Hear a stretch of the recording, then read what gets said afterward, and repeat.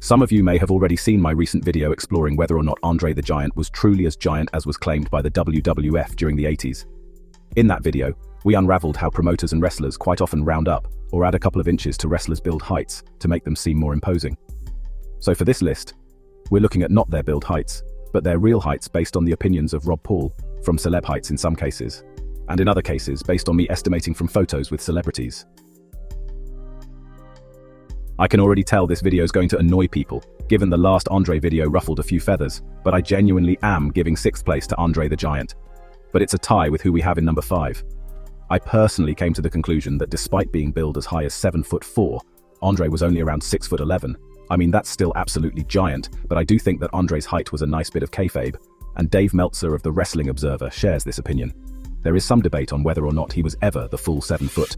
With no confirmed measurement of him barefoot at that size, it's impossible to truly know.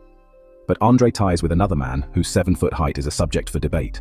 At number 5, we have The Big Show. Despite The Big Show in interviews claiming to be a little shorter than Andre, I believe he actually, at his peak, would have been a little taller than Andre at peak. I'm more confident that Big Show was a true 7-footer than I am Andre, purely because of how Big Show would outsize other wrestlers who were around 6'9" or 6'10" at the time. As I say though, the number 4 and 5 spot are up for debate, as it's really impossible to know who was truly larger out of Andre and Show. And at number 4, we have the Punjabi playboy himself, the Great Khali. At his peak, the Great Khali stood strong. With a build height of 7'3". Khali was in reality around 7 foot flat. Not that we munchkins down here would be able to tell the difference. It was that size that would propel Khali to dizzying heights in the WWE, dizzying heights that unfortunately wouldn't be reached by a friend of Khali's, our number 3 pick. At number 3, we have Giant Silver. Some of you might be thinking, who the heck is Giant Silver? Cast your mind back to the Attitude Era, and you might remember the Oddities stable. Giant Silver would have a brief tenure keeping the turnbuckle warm for the most part in the corner, an underwhelming WWF run for such a giant dude. After WWF, Giant Silver would make his way to Japan, where he would team with and be slightly taller than the Great Khali.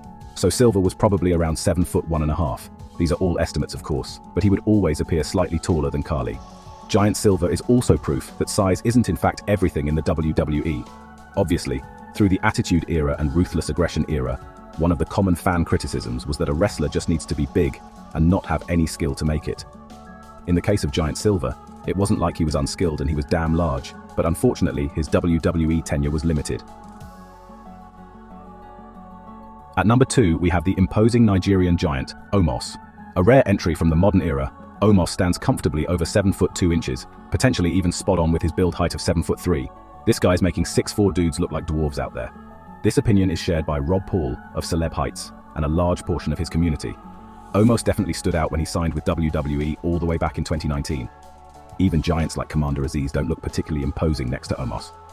I mean, it must be a hell of a life to be a giant that makes it in WWE. A couple slaps, a couple slams, take a couple bumps, and that's your night done. Take home 6 figures. But Omos has looked decent for most of his run as far as giants go. Usually that size comes with some serious trade-offs in regards to in-ring performance. Giant Gonzalez. Billed at 8 feet tall, Gonzalez was a shoo-in for the number 1 spot on our list. Whilst he definitely wasn't the 8 foot that was claimed, you could be convinced of it as he towered over men who were just shy of 7 foot themselves. A truly incredible physical specimen, Gonzalez stood around 7 feet 7 inches tall. Let's put that into perspective. Imagine a 6'2" person next to a 5'2" person. That's how small Giant Gonzalez could make a 6'7" person look. It's genuinely impossible for me to comprehend because I've never encountered a human that large. But my god, did that not translate into the ring. And the gimmick was god-awful. I don't know who decided to dress him like bloody Bigfoot and have him put on one of the worst WrestleMania performances of all time. But to quote Monkey Jones, I sure hope somebody was fired for that blunder.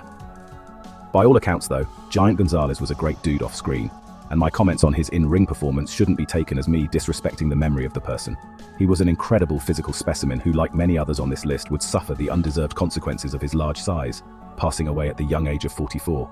A tragedy, but a larger-than-life character that none of us are ever going to forget. So that's our list. Hope you enjoyed the video. I hope you're not tearing your hair out screaming that Sarcastic Mark is wrong and a stupid robot with no brain, no prospects, and no future in YouTube.